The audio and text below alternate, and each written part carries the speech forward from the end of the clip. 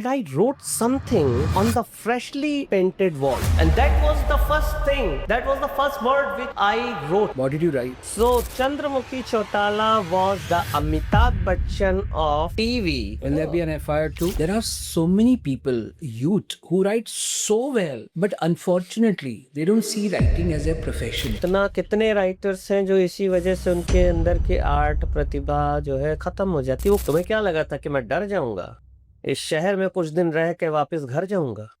तुम्हें क्या लगा था कि मैं डर जाऊंगा, इस शहर में कुछ दिन रह के वापस घर जाऊंगा? अरे जिस दिन मैंने शहर की धरती पे कदम रखा था, मुझे तब पता था कि मैं कुछ तो कर जाऊंगा। Hi, welcome to Storytech Talks, where stories unfold. Storytech is an online and offline creative platform for authors, poets, and readers across the country. Besides organizing literature festivals, all India events, etc., Storytech provides a platform for writers to post their stories and poetries on Storytech's portal and app. Storytech's mission is to bring about a creative revolution in the country. And what better than boosting creative literature? Today, we are joined by a personality whose words have been entertaining Indian households for decades. A master of narrative structure, comedic pacing, and dialogue engineering with over 25 years in the entertainment industry. He is a celebrated screenplay and dialogue writer behind some of our absolute favorite sitcoms and movies, and is someone who has helped shape the careers of countless beloved characters. He is a highly decorated industry veteran, having won the prestigious Dada Saheb Phalke Indian Television Award, Indian Telly Award for Best Sitcom Writer, the IT Award for Best Comedy Writer, the Screenwriters Association Award, and the Sabke Anokhe Writer Award, among many others. Technically versatile across multiple mediums, his portfolio ranges from writing over 1,300 episodes for the cult classic television format FIR to engineering the narrative framework for Lapata Gandh and Tenali Raman. Furthermore, he bridged the gap into commercial cinema by writing the dialogues for ABCD Anybody Can Dance and major Bollywood films like Do Not Disturb. Please welcome the brilliant award-winning screenwriter who masters the fine balance between character architecture, technical plot progression, and massive commercial appeal, Amit Aryan. Hi, Amit. Welcome to Story 10. It's a real pleasure to have you with us today. See, I'm so happy that I'm here because मैं बहुत सारे podcast में जाता हूँ, by the grace of God लोग मुझे बुलाते हैं, बट मुझे जो एक खुद का एक एक्साइटमेंट होता है, सो आई वॉज वेरी एक्साइटेड कि मैं इस पॉडकास्ट में आ रहा हूँ बिकॉज मैंने जितना आपके बारे में सुना जाना देखा, आई वॉज सो सरप्राइज्ड कि आज के टाइम में जहाँ लोग उन लोगों के साथ पॉडकास्ट करना चाहते हैं जो उन्हें कुछ गॉसिप्स दे सकें, कुछ स्पाइस दे सकें, कुछ ये, ऐसे में स्टोरी टेंट एक ऐसा प्लेटफॉर्म है जो कि ऑथर्स के बारे में बात कर रहा है, राइटिंग के बारे में बात कर रहा है, आर्ट के बारे में बात कर रहा है, कल्चर के बारे में बात कर रहा है, पोइट्री के बारे में बात कर रहा है. सो आई फील्ड सो हैप्पी. और जब मुझे ये आपकी तरफ से आया कि आप मुझे बुलाना चाहते हैं और बात करना चाहते हैं, तो मुझे तो मतलब I am so happy because आज के टाइम में बहुत कम ऐसे प्लेटफॉर्म्स हैं जो इन सब चीज़ों के बारे में बात कर रहे हैं. So it's pleasure. I'm so happy. Hey, thanks, Amit. That was really nice to talk about Story 10. Thanks so much. One thing that really impressed us when we did our research was that you have written over 10,000 episodes. That's a huge feat. Can you tell us how did you go around that? First of all, I would say that your research is very good. It is that I have written more than 10,000 comic episodes, and God has been very kind, very kind. How many people get chance to write so much? And whatever I wrote, people enjoyed, still enjoying. So I'm very grateful to the God, to my fans. So how difficult or easy it was for you to do this? It's a record by itself. See, any record which been made has difficulties also and easy also. If you talk about this record, I can say, yeah, it was difficult and easy both. And I can describe it with a sher.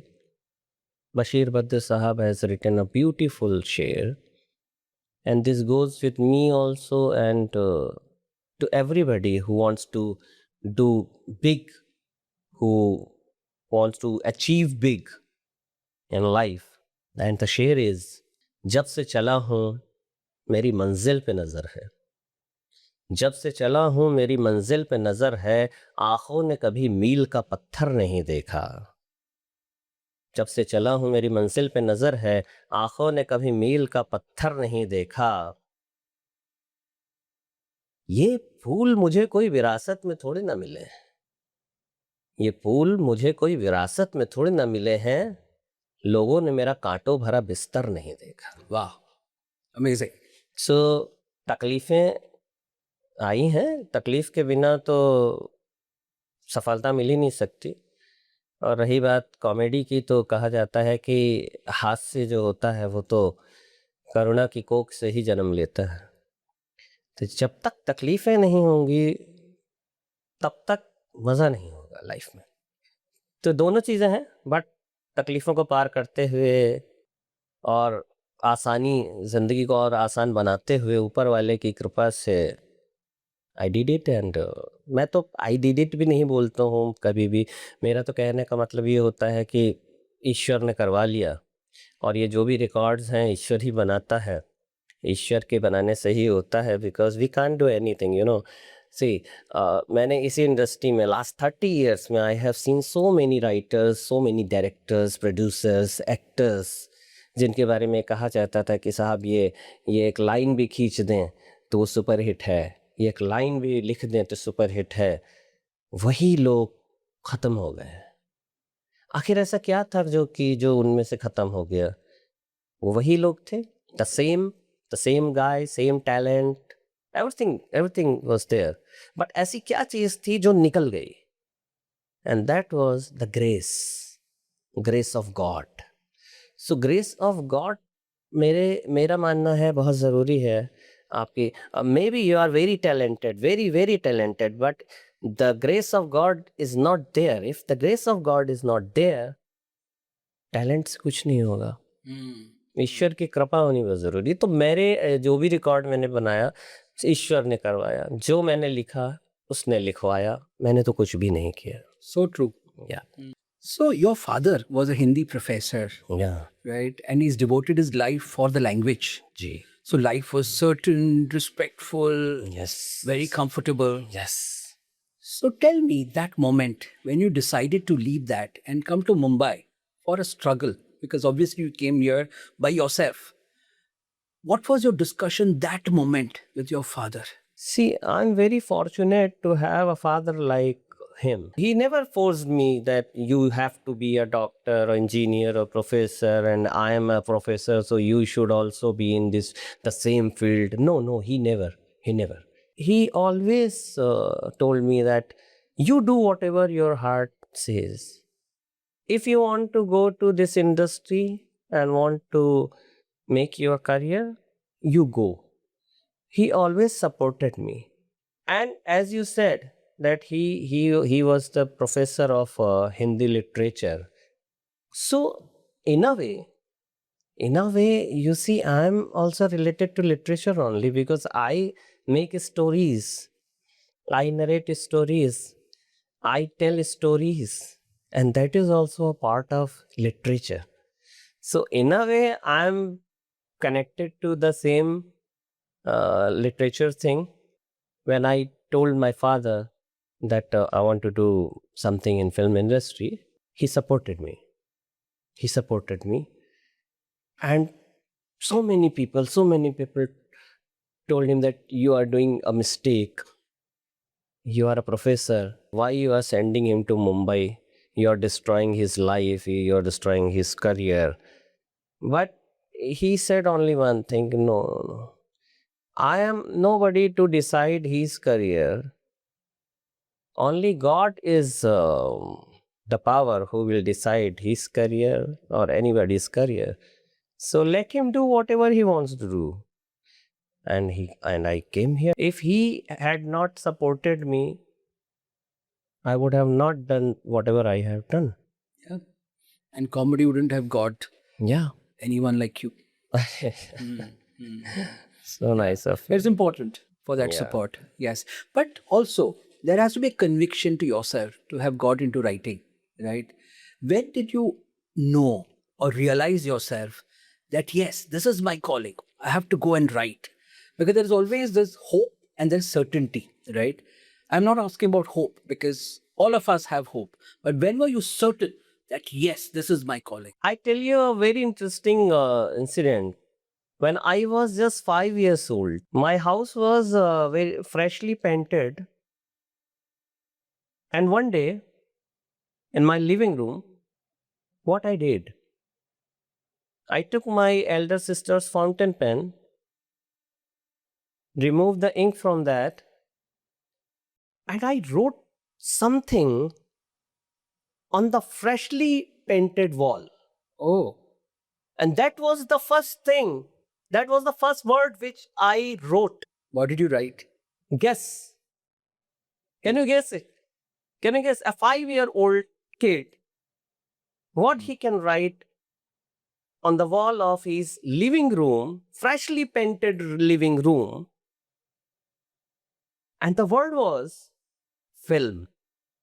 Oh, okay. The word was film. I wrote film. Wow. And when my father saw that, he was so upset because it was freshly painted. He was so upset, but immediately something clicked in his mind. And he understood at that day that if this boy is going to do anything in life, that would be films. So that Destiny. Yeah, destiny. Destiny. Otherwise, a 5-year-old kid, उसको क्या पता होता है Correct.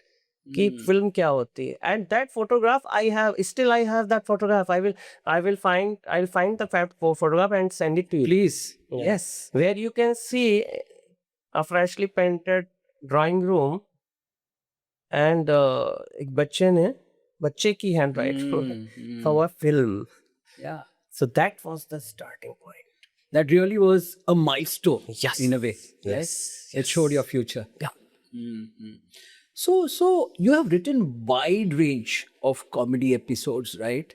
Are you inherently a funny person? Because we interviewed an author recently who has written over 20 books in horror. So my question was, are there so many demons in you, right? Similarly, in your case, are there so many comedy people in you that you just let them out? I mean, are you a funny person? Are you by nature a funny person? I'm a very funny person. Very, very funny person. I tell you one. So my son came, touched my feet, and he said, "Happy Father's Day." And I said, "Happy Sunday." So he was shocked. Sunday? No, today is Father's Day. No, boy. Today is Sunday. And you see, yesterday was Sunday. Yeah. If Father Day, then Sunday is also there. Yes. And I'm a very funny person, and I believe if you write comedies or if you want to become a comedy writer, you have to have that funny bone in you. If you are not a funny guy, I don't think you can write funny stories. But it doesn't go with the other genre also, because if you are a writer who writes murder mysteries, it's not necessary that he has to be a murderer or his mind should be a very murderer. No, it's not that. But in comedy, because comedy is the toughest genre. Comedy is very tough to write, is very tough to understand, and it's very tough to perform also. Not every actor can perform comedy. That's why you can count them on your fingers, the names. So I'm a very funny person, very, very funny person. Yeah. We could actually see that in your episodes. Yes. The longest possibly and the most cult classic episode was of FIR, Yeah. right? Where you've written over 1,300 episodes. Yeah. You created a character, right? A very, very strong lady character, right? Which actually uh, gave a big role model to a lot of girls who saw a woman at a powerful, position, and that gave them a lot of enthusiasm in their lives, right? How did you manage to choose this when, at that point of time, the industry was not showcasing women in a very powerful role? How did you choose to characterize this? Yeah. At that time in 2006 on Indian television, there were very regressive women, not aggressive women. That's right. But what happened at that time? The programming head of Sub TV was Priya Mishra, and this character came from her because her sister-in-law in Bihar is exactly like the Chandramukhi Chautala. So that's how this character built, you know, and लोगों को इतना पसंद आया उसके बाद because as you said कि उस समय जो एग्रेशन नहीं था महिलाओं में, लेकिन एग्रेशन भले टीवी में ना हो, लेकिन हमारे देश में जो भी महिलाएं हैं उनके अंदर तो एग्रेशन है ना। तो ये एग्जैक्टली वैसे ही हुआ कि व्हेन इमरजेंसी टाइम, जब इमरजेंसी का टाइम था, तो हर जो युवा व्यक्ति था उसके अंदर एक आक्रोश भरा हुआ था, एक गुस्सा था। लेकिन वो गुस्सा जब राजेश खन्ना स्क्रीन पे आते थे और वो कहते थे मेरे सपनों की रानी कब आएगी, तो उसमें वो गुस्सा नहीं निकलता था, है ना?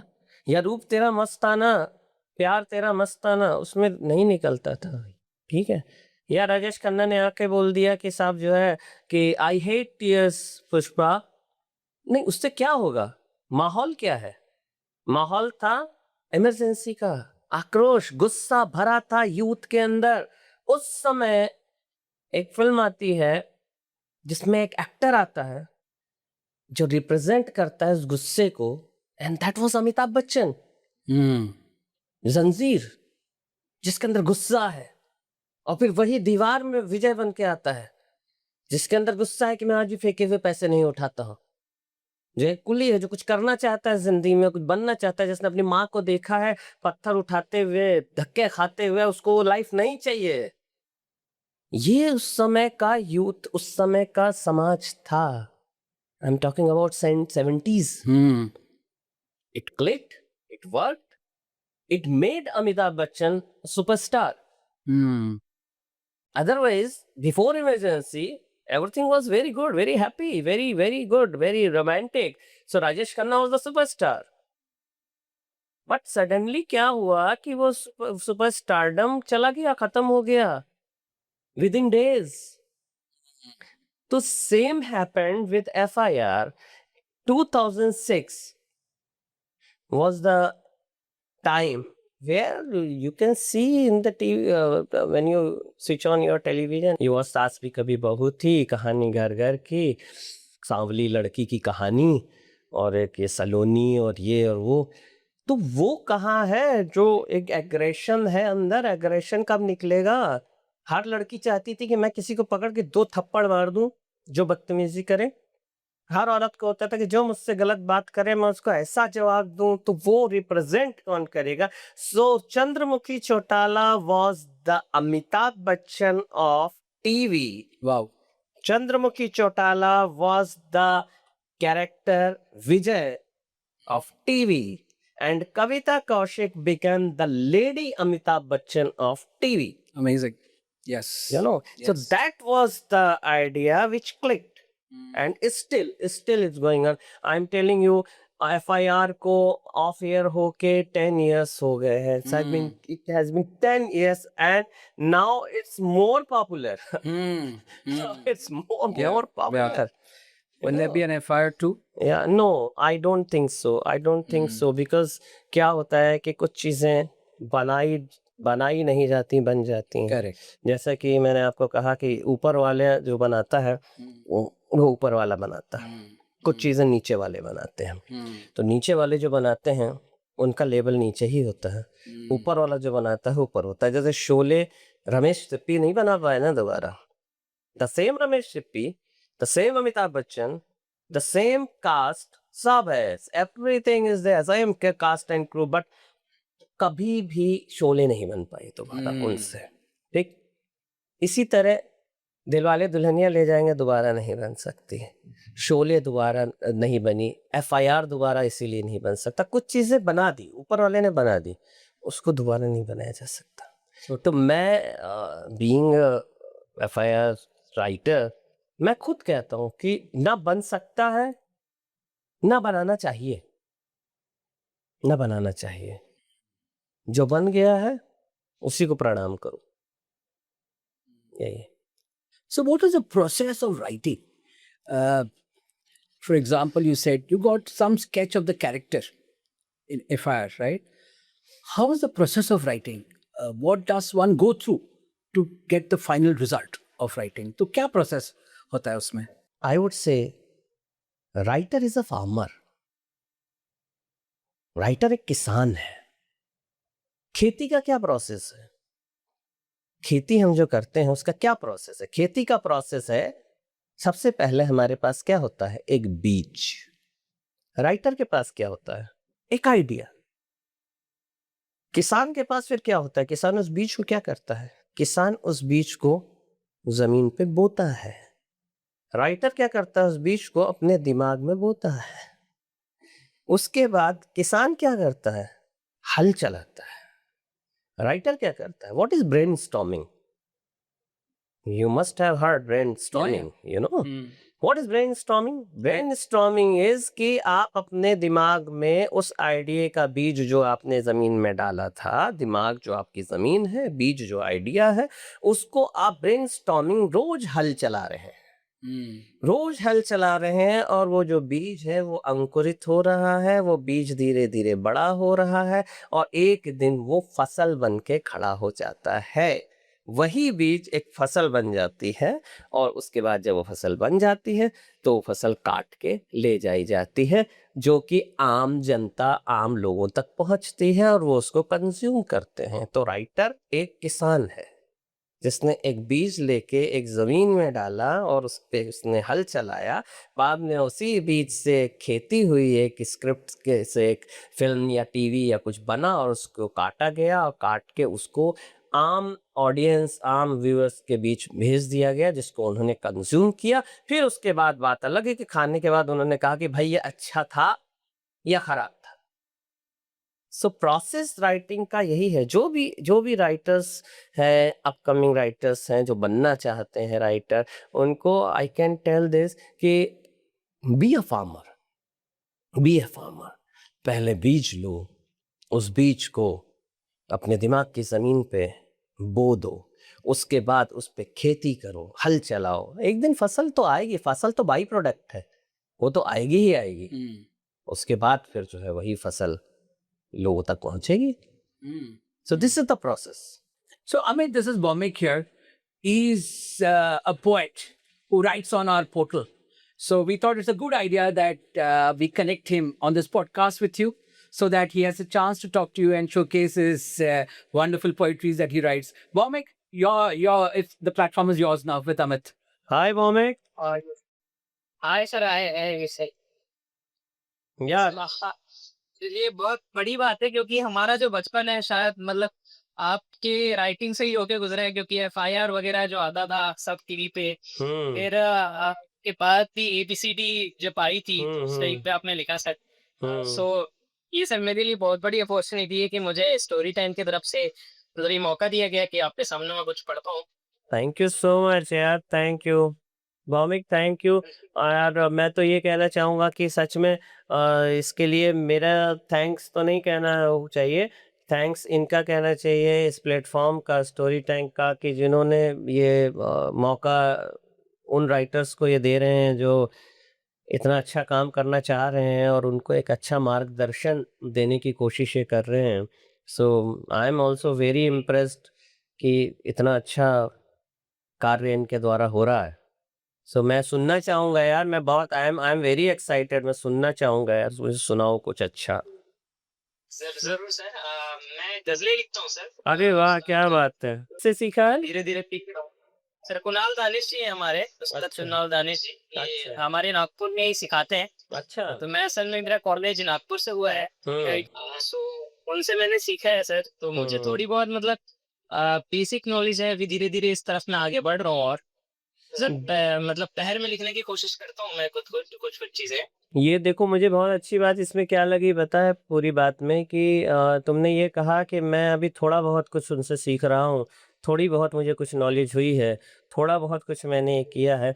ये बहुत अच्छी बात है क्योंकि जो है जहाँ इंसान को ये लगने लगता है ना कि मुझे आ गया है, मुझे सब जी आ जी। गया है, मैं सब सीख गया हूँ, मुझे तो सब पता है, बस वहीं पे इंसान ख़त्म हो जाता है। और इससे पहले कि तुम अपनी ग़ज़ल सुनाओ, मैं कुछ अपनी लिखी हुई चीज़ पहले सुना देता हूँ। क्योंकि हो सकता है तुम्हारी ग़ज़ल सुनने के बाद फिर मुझे लगे नहीं कि यार इतनी बढ़िया ग़ज़ल के बाद मैं ये क्या सुना रहा हूँ, ठीक है? तो तो मैं कुछ इसी थॉट पे जो तुमने बात कही, उसी थॉट पे मैं कहना चाह रहा हूँ और सिर्फ़ तुमसे नहीं बल्कि हर उस राइटर से जो राइटर बनना चाहता है या राइटर बन चुका है, और राइटर ही नहीं, मैं तो ये बात हर किसी के बारे में कहना चाहता हूँ, हर किसी को इस चीज़ को फ़ॉलो करना चाहिए। तो मैंने एक कुछ लिखा था इस पे कि कहना नहीं कि ज्ञान है, कहना नहीं कि ज्ञान है, ये ज्ञान ही अज्ञान है। कहना नहीं कि ज्ञान है, ये ज्ञान ही अज्ञान है। इस ज्ञान की परछाई भी जिस दिन तुम्हें छू जाएगी, तुम राम भी बन जाओगे, तुम कृष्ण भी बन जाओगे। जिसने जगाया बुद्ध को, वो प्रश्न भी बन जाओगे। ज्ञान क्या है? ज्ञान क्या है? ज्ञान है बहता समंदर, और जीवन तो छोटी प्याली है। क्या प्याली के भर जाने से सागर होता खाली है? इसलिए इसलिए जीवन में जो कुछ भी देखा, समझा, पढ़ा, लिखा, बोला, बताया, तेरी विद्वता नहीं है बल्कि उस ईश्वर का वरदान है। इसलिए कहना नहीं कि ज्ञान है, ये ज्ञान ही अज्ञान है। वाह। क्या You know? बहुत अच्छे सर, जी। बहुत तो बहुत सुंदर सर। ये लाइन हमेशा याद रखना एक राइटर, एक पोएट के तौर पे कि कितना भी अच्छा लिख दो, कितने साल भी लिख दो, लेकिन हमेशा ऐसे ही महसूस करना कि अभी तो सीख रहा हूँ मैं और सीखता रहूँगा। अब देखो तुम जो ग़ज़ल सुनाओगे ना, उससे भी देखो मैं कुछ ना कुछ सीख लूँगा। तो प्लीज़ सुनाओ, इरशाद सुनाओ। मेरी पसंदीदा गजल है। अरे मतलब बिल्कुल, तुम बिल्कुल सुनाओ, बिल्कुल जी सुनाओ। जी सर, इसका शेर ये है कि इसका मतलब ये है कि दो पैरों तले हमको दबाया जा सकता है, पर फिर भी आवाज उठाया जा सकता है। दो पैरों तले हमको दबाया जा सकता है, पर फिर भी आवाज उठाया जा सकता है। बम से दरिंदों के जिस्मों को छली कर उस बच्ची को इंसाफ दिलाया जा सकता है। बम से दरिंदों के जिस्मों को छली कर उस बच्ची को इंसाफ दिलाया जा सकता है। एक शहीद की बूढ़ी माँ के आंसुओं के सारे समंदर को भी डुबाया जा सकता है। एक शहीद की बूढ़ी माँ के आंसुओं से सारे समंदर को भी डुबाया जा सकता है। बस्ती के लोगों में कुछ दंगे भड़काकर पूरा पूरा शहर जलाया जा सकता है। बस्ती के लोगों में कुछ दंगे भड़काकर पूरा पूरा शहर जलाया जा सकता है। रुके बिन चलते रहने का मुनाफा ये है, दूर कहीं जीवन में जाया जा सकता है। इज्जत वापस आती नहीं है, एक बार गई तो पैसा तो दोबारा भी कमाया जा सकता है। शुक्रिया सर। बहुत अच्छा, बहुत अच्छा। इसमें देखो अच्छी बात क्या है कि इसमें तुमने एक फ़िलॉसफ़ी भी कहने की कोशिश की है ना? तो ये बहुत अच्छी बात है, और फैक्ट और फ़िलॉसफ़ी दोनों को मिलाकर तुमने एक ग़ज़ल तैयार की है। ये अपने आप में एक तरह का नया एक्सपेरिमेंट भी कह सकते हैं इसको, यू नो और ये बहुत अच्छी बात है कि आप एक्सपेरिमेंट कर रहे हैं अपनी राइटिंग के साथ, जो बहुत ज़रूरी है ना? Very good. गुड यार, गुड, गुड। Thank अरे you. I am glad, I am glad. Hi, Jyoti. This is Venkatesh here. Hello sir. Yes, you've got Amit Aryan here. We are on a live podcast here and it's being recorded. So the platform is yours. You can talk to Amit Aryan. Good evening sir. Hi Jyoti. Hello sir, मेरा नाम ज्योति है और मैं मथुरा उत्तर प्रदेश में रहती हूँ। अरे वाह! मथुरा से हैं आप, क्या बात है। हमारा तो आना-जाना लगा रहता है मथुरा। बहुत तारीफ़ सुनी मैंने आपकी, आप बहुत अच्छी लिखती हैं और जो है मुझे कहा गया कि मैं आपको सुनूँ कि आप क्या लिखती हैं, तो आप प्लीज़ मुझे सुनाइए कुछ बढ़िया-सा। जी, नींद आ रही थी मुझे, पर मैं सोया नहीं। रास्ता कठिन था, पर मैं खोया नहीं। खुद पर भरोसा करके आगे बढ़ ही रहा था, पर एक तूफान आया, पर मैं टूटा नहीं। रफ्तार भले ही धीमी है, पर मैं आज मानूंगा।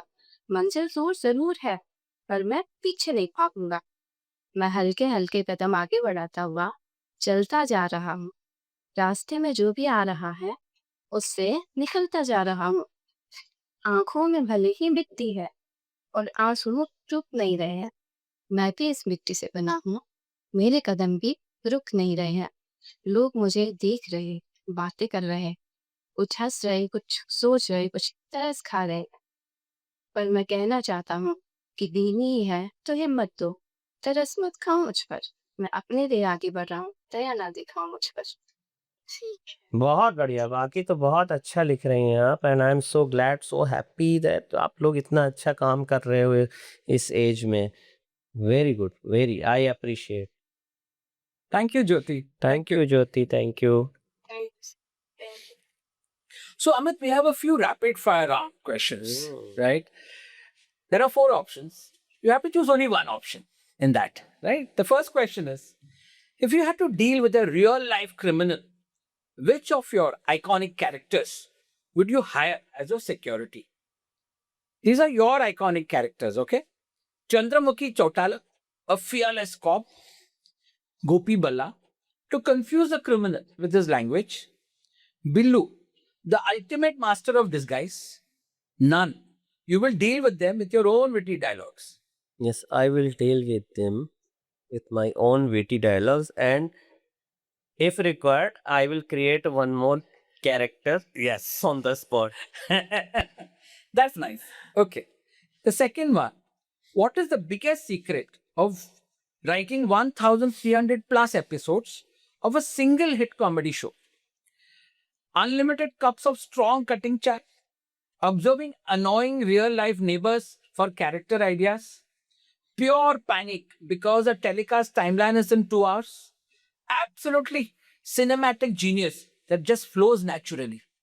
See, observing not only the neighbors, but so many characters from my childhood, from my hometown, uh, from my hometown to Mumbai, to the characters I observed in the train, on the platform, or in a pan shop, or in a mithai shop. So you can say it's observation. I will go with the observation. If you ask me to choose for you, I would say absolute cinematic genius that just flows naturally. So nice of you. Next, which of these is the absolute hardest thing to write in the entertainment industry today? A clean comedy show that actually makes people laugh, a dialogue that does not get censored or trigger an online troll, a script that satisfies both the OTT audience and the TV audience, or a contract that pays the scriptwriter exactly what they deserve. To make a clean comedy show. That's very hard to Nowadays. write. Yeah, Mm. it's very hard to write, and it's see, it's a kind of responsibility towards your society that you deliver a clean comedy show which a family can watch together. Mm. Mm. So I will go with that. Yeah, sometimes when you see a comedy show today, these are always some questions that strike me. People try to make comedy lines of ridiculing a certain set of individuals or certain genders. It is always a ridicule which becomes a comedy, right? And that is not pure comedy, right? Um, there are two words in Hindi. One is has, and the another is parihas. Has and uphas. Has, when you make somebody laugh, and उपहास जब आप किसी का मजाक उड़ाते हैं. So I have always been preferred हास, जिसमें मैं लोगों को हंसा सकूं. मैंने परिहास नहीं, जैसे आज के शोज हैं, आप कपिल शर्मा का शो देख लीजिए, या ऐसे कई शोज हैं जिनमें लोगों का परिहास उड़ाया जाता है, उपहास उड़ाया जाता है कि तुम मोटी हो, ये तो काली है, ये तो भैंस की तरह है, इसको तो अकल नहीं है, इसको तो जब इसका जन्म हुआ तो डॉक्टर ने बोला इसको तो वापस भेज दो. तो दिस इज नॉट कॉमेडी. आप किसी को इंसल्ट करके, किसी का अपमान करके, किसी का उपहास उड़ा के उसको कॉमेडी नहीं कहते हैं. कॉमेडी होती है जब आप ऐसी बात कहें कि लोग हंसें. सो मैंने ऑलवेज ये चुना है कि आज आप FIR देखें या कुछ भी देखें तो लोगों को मजा आता है क्योंकि उसमें हास की बात हो रही है, उपहास नहीं. Yeah, what is the point to make others laugh when you're making another set of people cry? Yeah. True. Yes. Describe your own real life personality in the entertainment industry in one word. And I've got 4 options. One is Bebak, completely filter free and honest. Kalakar, a pure passionate technician of the craft. Chupa Rustam, quiet force behind a massive commercial blockbuster. Or Yaro Ka Yaar, the industry veteran who values relationships over everything. How would you describe these for you? If you have to choose one. बेबाक. A completely filter-free and honest Yeah. person. बेबाक, क्योंकि मैं जाना इसीलिए जाता हूँ इस industry में कि मैं बहुत ही फिल्टर फ्री बात करता हूँ, फिर वो चाहे आपको अच्छी लगे, चाहे आपको बुरी लगे. क्योंकि मेरा मानना ये है कि मैं जो बोल रहा हूँ, मेरी कोई मजबूरी नहीं है कि मैं झूठ बोलूँ, मेरी कोई मजबूरी नहीं. तो मुझे अगर आप पूछेंगे तो जो अच्छा लगता है मुझे, मैं वो कहता हूँ. लेकिन मैं किसी को ये नहीं कहता कि मैं जो कह रहा हूँ वही सही है. It's like you like coffee, I like T, you know. मैं कहता हूँ कि टी अच्छी है, मुझे पसंद है, आई लव टी. बट मैं आपसे ये नहीं कहता हूँ कि you don't drink coffee, you should also drink tea because I like tea. No. But if I don't like coffee, I have no compulsion. I have कि मैं आपसे बोलूं कि no, चाय ही अच्छी है, कॉफी खराब है, नहीं, ऐसा नहीं. सो आई एम वेरी बेबाक. मैं तो इतना बेबाक हो जाता हूँ कि कंट्रोवर्सीज हो जाती हैं. मेरे कई इंटरव्यूज ऐसे हुए हैं जिस पे जो है वो 3 दिन तक नेशनल न्यूज़ में बना रहा हूँ मैं. इंडियन ही इंटरनेशनल न्यूज़ भी मुझे कवर कर रही हैं, मुझे ही नहीं मालूम है.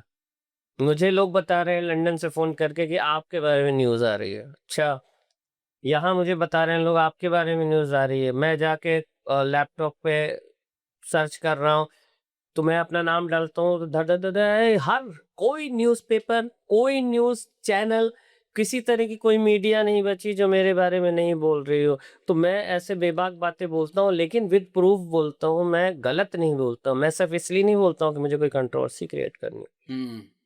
एक कंट्रोवर्सी बहुत ज़्यादा हुई थी जब मैंने कहा था कि कपिल शर्मा से घटिया शो कोई नहीं है. बहुत बड़ी कंट्रोवर्सी हो गई. मुझसे क्वेश्चन किया गया कि आप ये बताइए कि आज के टाइम के जो राइटर्स हैं वो कॉपी करते हैं, पहले के लोग नहीं करते थे. तो मैंने कहा 1 मिनट, पहले के लोगों से आपका किसका आपका कहना है, कौन पहले के लोगों में? The most popular writer was Salim Javed. If you talking about Salim Javed, I can prove that उन्होंने कभी ओरिजिनल काम किया ही नहीं. जिनको आप कह रहे हैं उन्होंने ऑलवेज कॉपी किया है, और मैं आपको प्रूव करता हूँ. Then I proved it. इस फिल्म में ये सीन था, उस जगह से ये लिया था, इस बुक से वो उठाया था, इधर से ये कॉपी था, ये तो पूरा का पूरा कॉपी था. इसको तो छोड़ो, खुद जो कॉपी करके लिखा था उसको भी कॉपी करके बना दिया दूसरी फिल्म में. सो आप किसको कह रहे हैं? आज की जनरेशन, आज के राइटर्स तो ज्यादा अच्छा लिख रहे हैं. आज की जनरेशन ज्यादा ओरिजिनल थॉट्स लेकर आते हैं, ओरिजिनल चीजें लिखते हैं. और आप जो है कैसे कह रहे हैं बात? जिनको आप पूज रहे हैं, जिनको आप जो है देवता समझ के पूज रहे हैं, उनकी रियलिटी भी तो पता होनी चाहिए आपको. अब इस बात के लिए बहुत बड़ा जो है हंगामा हो गया. जो सलीम जावेद के ऊपर कोई राइटर अगर बोल दे तो क्यों, लेकिन मेरे पास क्या मजबूरी है कि मैं झूठ बोलूं?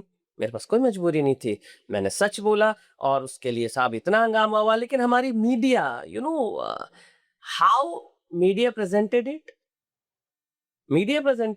एक न्यूज चैनल पे न्यूज चल रही है, FIR राइटर अमित आर्यन ने सलमान खान के बाप को कहा चोर। Oh, wrong presentation. मैं ये कह रहा हूं कि एज अ राइटर उन्होंने यहाँ से ये चीज उठाई, कॉपी की, यहाँ से इंस्पायर हो गए, वहां से कॉपी की। मैंने ये तो नहीं कहा चोर। एक न्यूज चैनल कहता है कि जिस तरह से दीवार में अमिताभ बच्चन के हाथ पे लिखा था मेरा बाप चोर है, वैसे ही FIR के राइटर अमित आर्यन ने कहा सलमान खान के हाथ पे लिख देना चाहिए उसका बाप चोर Just है। making sensational in the See, wrong way. उन्होंने अपनी TRP बना ली, लोगों ने खूब देखा, मतलब मैंने ऐसा नहीं कहा ना। तो मैं बेबाक इसलिए हूं कि मैं अपनी बात खुल के कह देता हूं, और मैं वो कहता हूं जो सही है, सच है, अनफिल्टर्ड। अब उसके बाद आप जो चाहिए फिर उसका मतलब निकालते रहिए, लेकिन अगर आप पूरा देखेंगे तो आपको समझ में आ जाएगा कि मैंने ऐसा कुछ नहीं कहा। Okay. So, if you were to work in another department of filmmaking for a year, which would you choose? Direction, as you have experience as an assistant director, acting, finally delivering the dialogues you write exactly how you want them to be delivered, producer, so you can finally control the budget and pay writers fairly, or editing, cutting out unnecessary drama added by others. I would choose a producer, Okay. because as you said, if I'm a producer, I can pay the writers, because writers deserves more money, you know। हमारे यहाँ पे writers को जो जिस तरह से पैसे मिलते हैं, एक एक्टर, फिल्मों में एक एक्टर 30 से 40-50 करोड़ मांग लेता है, उसको आप देते हैं। और राइटर अगर 1 करोड़ की बात करता है तो कहते हैं इसका दिमाग खराब हो गया है। 1 करोड़, 10 लाख 20 लाख के ऊपर आप देना नहीं चाहते हैं राइटर को। और राइटर क्या है? राइटर ही तो है, राइटर ही तो है जिस वजह से सब कुछ है। अगर राइटर ने वो लिखा ना हो, वही एक्टर बन के दिखा दें, फिर तो राइटर पे लेते क्यों? अपने आप कर लो। तो मैं तो 1 साल अगर मैं ऐसा प्रोड्यूसर बन गया जो राइटर्स के लिए कुछ कर सका, तो मैं पूरी इंडस्ट्री चेंज कर लूंगा। मैं राइटरों को वहां पहुंचाऊंगा मैं कि लोग राइटर के पास जाने के पहले ये सोच के जाएं कि राइटर ही आपका भगवान है, क्रिएटर है वो। तो जिस जगह पे अगर भगवान की, क्रिएटर की इज्जत नहीं हो, तो वहां पे क्या आप दूसरों को पूजोगे, तो क्या उसका मतलब? और मैं I would prefer to be a producer. और प्रोड्यूसर पैसे कमाने के लिए नहीं, पैसे कमवाने के लिए, टू द राइटर्स। तो मैं तो ये करना चाहूँगा। And it makes so much sense today. And I'll tell you our experience. There are so many people, youth, who write so well, but unfortunately, they don't see writing as a profession because they don't see commercial part of that, right? And they then go to other jobs, and then writing becomes a part time for them. That's very unfortunate. Very unfortunate. Yeah. Very unfortunate. I meet so many young guys जो engineer हैं, बैंगलोर में हैं, engineer हैं, but passion क्या है? Writing. Then why you are not writing? I ask. Why you are not writing if your passion is writing? You should write. No, but job भी जरूरी है, वरना पैसे कहाँ से आएंगे, हम अपना घर कैसे चलाएंगे? सो राइटर्स को अगर आप इतना, कितने राइटर्स हैं जो इसी वजह से उनके अंदर की आर्ट प्रतिभा जो है खत्म हो जाती है। वो खुद ही देखिए, एक होता है एक राइटर की आप हत्या कर दें, मर्डर कर दें। एक होता है कि एक राइटर खुद अपने आप सुसाइड कर ले। उनके अंदर का राइटर वो खुद ही मार देते हैं। So sad. So sad. So इसीलिए क्या है, जैसे आपका प्लेटफॉर्म है, सो ऐसे प्लेटफॉर्म्स और होने चाहिए जहां आप राइटर्स को एनकरेज करते हैं, उनको आप एक प्लेटफॉर्म देते हैं। आपका प्लेटफॉर्म अभी यहीं पे आपने उन 2 राइटर्स से आपने मेरी बात कराई जिनको आई डोंट नो देम, मैं उनको नहीं जानता, Yes. बट आपने बात कराई। हाँ, वो मुझे जानते हैं मेरे काम की वजह से, लेकिन ना सिर्फ बात कराई, बल्कि I gave them whatever suggestion I could. Yes. And I'm very sure कि उनके लिए कुछ hopeful, Sure. कुछ अच्छा, कुछ helpful हो. So I congratulate you once again for making such a beautiful and useful platform. And I appeal that everybody associated with the field of art creation should come forward and support this platform. One last one. If you are forced to write a script with zero comedy, what genre would you turn it? Crime thriller? Dramatic horror? Romance? You would still sneak a joke into every single scene anyway. I would love to write a crime thriller. Okay. Very few people know that I am very good at it. Oh. At crime and thriller, I am equally good in that genre as comedy. Yeah. We should get some series from there. Yeah, I'm writing. I have completed 2 scripts which are one is a psychological thriller Mm-hmm. and one is out and out thriller. So I have already completed both the scripts. So very soon people will see my writing as a thriller writer also. That's a You know? complete turn. Complete turn, and I have always trying it because as you see, ABCD was not a comedy film. You cannot say that ABCD is a comedy film, but I did it. I did it because when I was offered ABCD, my first question was, "Is it comedy?" And Ramo said, "No, it's not comedy." And I said, "Then I will do it." Because I want to prove myself that I can write beside comedy also. लोग मुझे पूछते थे कि आप जो है comedy ही क्यों लिखते हैं, कुछ और क्यों नहीं लिखते? What you ask me, comedy is a very difficult genre. Yes. To bring a smile on someone's face, it should land properly. Yeah. And the landing can be different to different people. Yes. Right?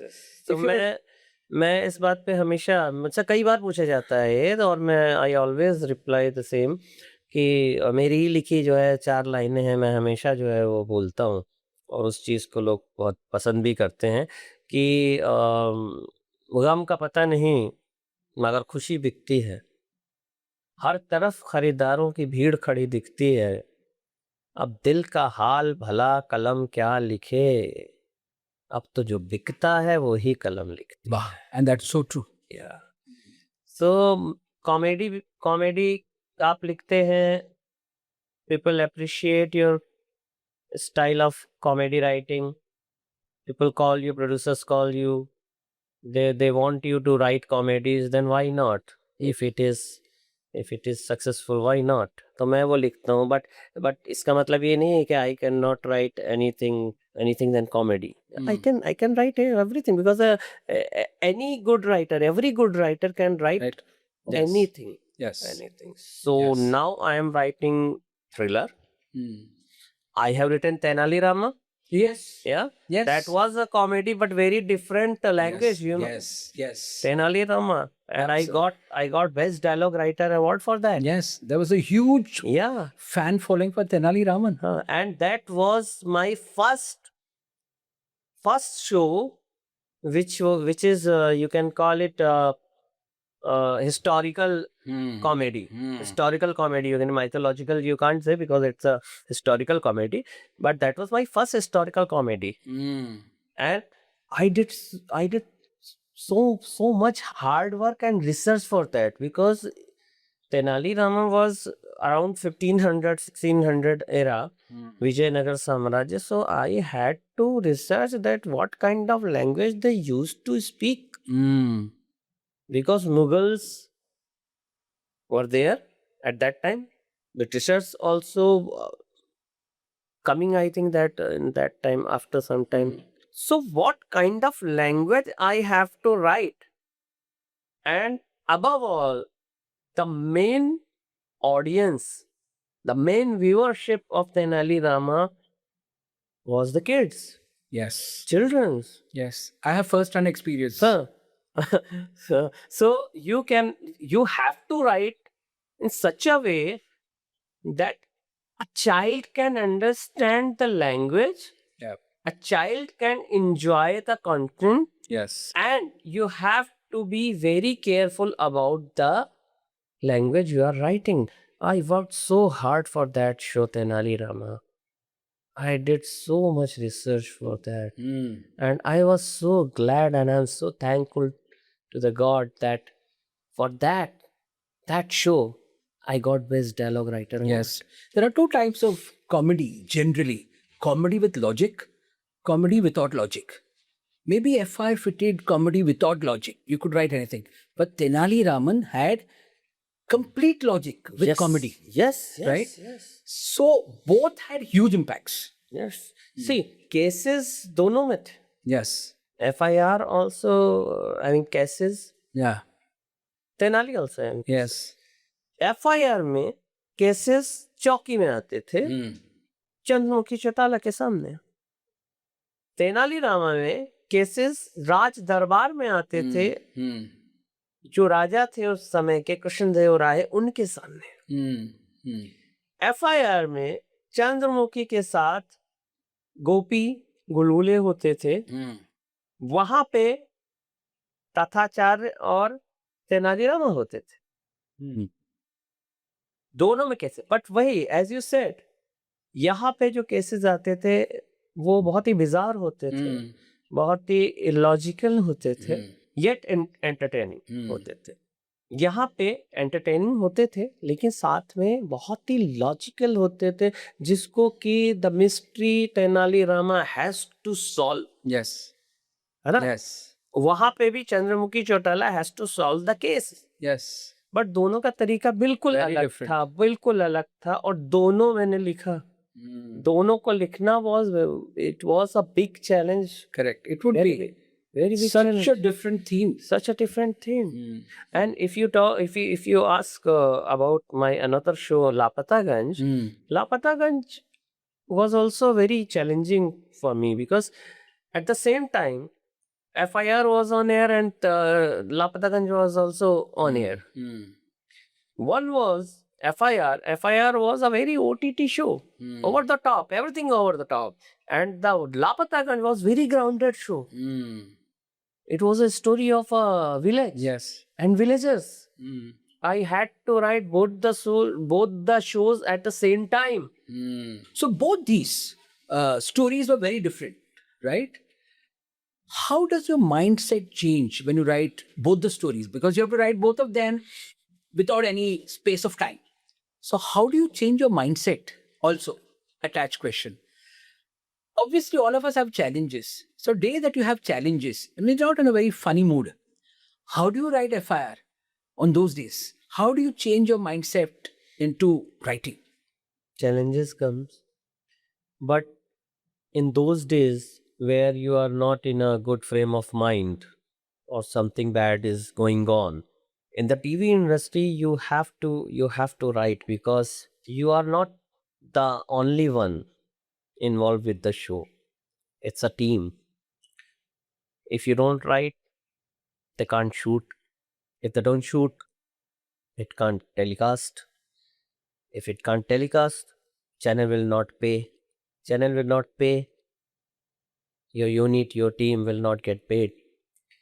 So whatever incident happened, whatever is going on, you have to work, because as showman Raj Kapoor said, show must go on. So he said it for the circus, but it's also a kind of circus. So कई मौके ऐसे आए, like my father was hospitalized in Kokilaben in ICU. He was very critical, and I had to write the comedy episode, and I wrote it at the hospital, outside the ICU. If you are an actor and this kind of situation arises, Director can say कि यार you please call some other director because I have this emergency or this kind of situation, and editor or any a cameraman also say the same. But if you talk about a writer cannot say that this see I have this situation, so you please arrange some other writer who can write it, because how can a other writer can write it if you are writing it from the scratch, or you have you know the characters, you know the script. How can a writer? So you have to, only writer have to write whatever condition it is. So आई है, situation ऐसी भी आई है, but I always faced it by the grace of God, as I said. वो शक्ति वही देता है, That शक्ति needs वही huge commitment as well. शक्ति वही देता है. I tell you, I tell you. When my father passed away, then also at that day also, you know, can you believe? I wrote because I have to. That's my problem. That's my problem, that my father passed away, or I am in a grief, or I am in this situation. But what about others who are depending on you? So I always give preference to my work, and I have been very careful about my career, my work, the kind of shows I choose to write. This is that. I mean, everybody needs to be obliged to personalities like you, because the smile on our faces has a lot of hardship from people like you. That's so true. Yeah. So today, if you look at writers today, OTT, when it was formed, people understood OTT to be treating writers fairly, to make them sit on the table as with other divisions of a film. Do you think that has happened, or it just disguised in another form? Do writers get treated fairly today? Do writers get what they are deserving today? Yeah. See, this is the best time for the writers, whether it is OTT or TV or anything. People, producers, channels started understand the value of writing, the value of writers. Now, writer can demand, and they have to fulfill, you know. So, I think it is fair. Now it's fair. There was a time when the writers was not treated well or paid well. But nowadays it's fine. Writer is king now. Writer is king. And I always tell all my writers that you are the king, boss. You are the king. So behave like a king. If you behave like a king, then everybody will consider you as a king. So, if you have someone in the audience who wants to write and keep writing as a profession, right? Obviously, there is advice of work hard, think, etc. But if you were to give them something that, as a 22-year-old, when you were coming to Mumbai, that you did not know and that was essential for you to have known, what are the things that you would advise them to? I would advise them through my poetry. I have written something on that also. मैंने लिखा है कि ये हर उस writer, director, producer, cameraman, editor जो भी इस industry के लिए आता है, उसके लिए मैंने लिखा है. और क्यों लिखा है वो भी बताऊंगा मैं आगे. सो लिखा ये है कि तुम्हें क्या लगा था कि मैं डर जाऊंगा? तुम्हें क्या लगा था कि मैं डर जाऊंगा? इस शहर में कुछ दिन रह के वापस घर जाऊंगा? तुम्हें क्या लगा था कि मैं डर जाऊंगा? इस शहर में कुछ दिन रह के वापस घर जाऊंगा? अरे जिस दिन मैंने शहर की धरती पे कदम रखा था, मुझे तब पता था कि मैं कुछ तो कर जाऊंगा. वाह, that's very motivating. ये मैंने लिखा था, and this I wrote when I started my career in this industry. You know, so this kind of confidence you have to have. This kind of clarity you have to have. If you want to make your career in this industry, if you want to do something in this industry, so from the very beginning, from the day one, you have to have this kind of confidence कि तुम्हें क्या लगा था कि मैं डर जाऊंगा कुछ दिन इस शहर में गुजार के वापस अपने घर जाऊंगा? अरे जिस दिन मैंने अपने कदम इस शहर की धरती पे रखा था, उस दिन मैं जानता था कि मैं कुछ ना कुछ तो कर जाऊंगा. See, your talent, your luck are very, very important. But if you don't have this kind of confidence, if you don't have this kind of attitude in you, you may be successful, but you cannot be a superstar or you cannot achieve the star status. For that, you have to have this confidence. And I was confident from that day कि मैं कुछ ना कुछ तो कर जाऊंगा. And I did it. Yeah, that's very motivating. It's true Yeah. for any industry. Any industry and anybody.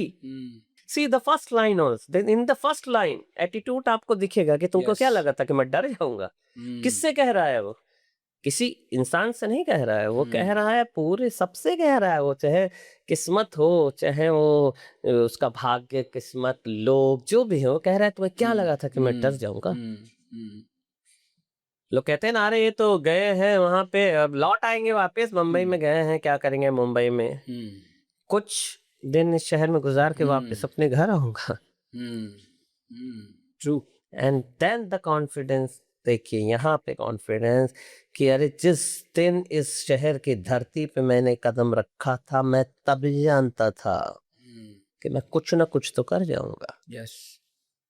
And to get that going, yeah, family support is the biggest thing. What has been your wife finding about you that you didn't know about yourself?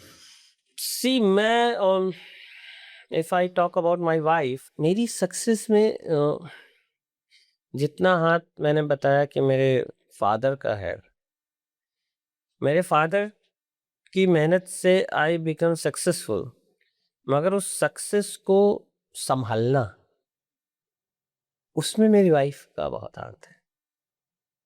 क्योंकि क्या होता है कि आप, if you are a creative person, आपका emotional जो angle होता है वो बहुत पावरफुल होता है, बहुत ज़्यादा आप पे हावी होता है, यू नो. क्रिएटिव लोग जो होते हैं वो इमोशनली डिसीजन बड़ी जल्दी लेते हैं. उनको कोई चीज़ हर्ट हो गई, कोई चीज़ हो गई, क्योंकि इमोशनल लोगों का, जो ये क्रिएटिव लोग होते हैं ना, उनका जो दिल होता है ना, बड़ा कमज़ोर होता है. तो वो बड़ी जल्दी उनको बातें चुभती हैं, बहुत जल्दी उनको बातें, तो वो क्या करते हैं, इमोशनल डिसीजन ले लेते हैं. ऐसे में आपके साथ कोई ऐसा चाहिए जो आपको समझा सके, who can make you understand that you should not take this kind of step. It will affect on your career. So my wife is like that. उन्होंने मुझे हमेशा संभाला है कि नहीं, ये गलत है, ऐसे मत करो. And the biggest critic of my life is my wife. And I am fortunate for that. I feel very fortunate कि आपको जो है ऐसा क्रिटिक मिले जो आपके घर में ही हो, क्योंकि वो आपको किसी लालच या किसी लाभ के चलते कोई बात नहीं बोलेगा. और हिंदी लिटरेचर में एक लाइन है कि निंदक नियरे राखिए, आंगन कुटी छवाए. कि जो आपके क्रिटिक है, जो आपको आपकी निंदा करता है, निंदा इन द सेंस जो आपके क्रिटिक है, जो आपको सही गलत बताता है कि ये नहीं होना चाहिए, उसको तो नियरे रखिए, अपने पास रखिए. लोग क्या करते हैं, अगर मैंने आपको कोई चीज़ बताई तो आपको लगता है ये तो मेरे बारे में ऐसा बोल रहा है, इससे तो मिलना ही नहीं, इसको तो दूर कर. नो नो नो, निंदक नियरे रखिए. Yeah. आंगन कुटी छवाए कि आपके आंगन में कुटिया बना दीजिए, एक हट बना दीजिए उसके लिए, और उसको बोलिए तुम यहीं रहो, क्योंकि Yes. तुम रहोगे तो तुम मुझे देखोगे तो जो मैं कर रहा हूँ उस पे तुम्हारी Yes. नजर होगी और तुम मुझे Yes. बता पाओगे कि मैं कहीं गलत तो नहीं कर रहा हूँ, क्योंकि हर इंसान अपनी नजरों में तो सही ही कर रहा होता है। Yes. Yes. तो इसलिए निंदक नहीं रह रखिए, आंगन कुटी छवाए, और आंगन का कुटी क्या छवानी है, तो पूरा आंगन पूरा घर वाइफ का है। तो True. मेरे तो घर के कोने कोने में जो है क्रिटिक, तो मैं तो जब सुबह उठता हूँ से लेके रात सोने तक मेरी जितनी भी कमियां हैं जो मुझे भी नहीं दिखती हैं वो मुझे दिखाती हैं। तो इसलिए मैं तो ये बोलूंगा कि मेरे करियर को सस्टेन करने में उनका बहुत बड़ा कंट्रीब्यूशन है, and I am very thankful to her for this, and I'm very thankful to you for asking this question. अब मैं घर जाऊंगा ये वाला जब जो देखेंगी तो खुश होंगी कि मैंने कितनी अच्छी बातें बोली। Yeah, and rightly deserved as well. Yeah. So tell me one last question. Can today's youth make a career out of writing? Can that be their profession? Can they get commercial gains out of that? Is there a way that they need to maneuver themselves, direct themselves so that they get into the right path and get a profession out of it today? See, there are two kind of persons, two kind of writers actually. One who wants to become a writer, who wants to make their career, everything with the writing. Second kind of person who thinks, okay, I'm a writer, but I will do writing, but I will do that also.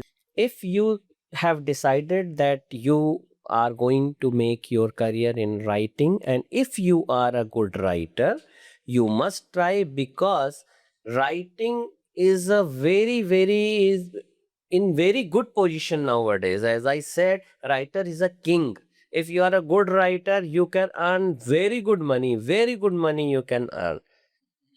If you want to become a writer, don't be afraid of कि मेरा क्या होगा, कहीं पैसे नहीं मिले तो क्या होगा, मैं survive, how I will survive. No, you will survive, but आप एक अच्छे राइटर होने चाहिए, आपके अंदर वो काबिलियत होनी चाहिए, तो आप बहुत अच्छा सर्वाइव करेंगे। आज राइटर्स की तो कमी है, कहाँ है राइटर, अच्छे राइटर्स कहाँ हैं? और जो अच्छे राइटर्स हैं वो सब बिजी हैं, सबके पास काम है, सबके पास पैसा है, they are doing so well. So करना चाहिए, बिल्कुल करना चाहिए, और वही आदमी एक दिन ऊंचाइयों पे पहुंच जाता है। और Yeah. बस You have been a role model to millions of youth and millions of writers. The podcast with you today was hugely motivating, and I'm sure a lot of writers will be inspired hearing you. I think one podcast with you is not enough. We'll have to meet more often. I think today's writers need a lot of guidance from you, a lot of stories, inspiring stories that they need from you. Thank you so much today. I think we were absolutely thrilled to be talking to you. Same here, but मैं एक चीज़ बोलना चाहता हूँ कि जो writers हैं वो उनमें से बहुत सारे ऐसे लोग होंगे जो अभी इस पॉडकास्ट को सुनेंगे और आगे चल के ज़िंदगी में बहुत कुछ बनेंगे भी, बहुत बड़े नाम कमाएंगे, बहुत बड़े राइटर बनेंगे।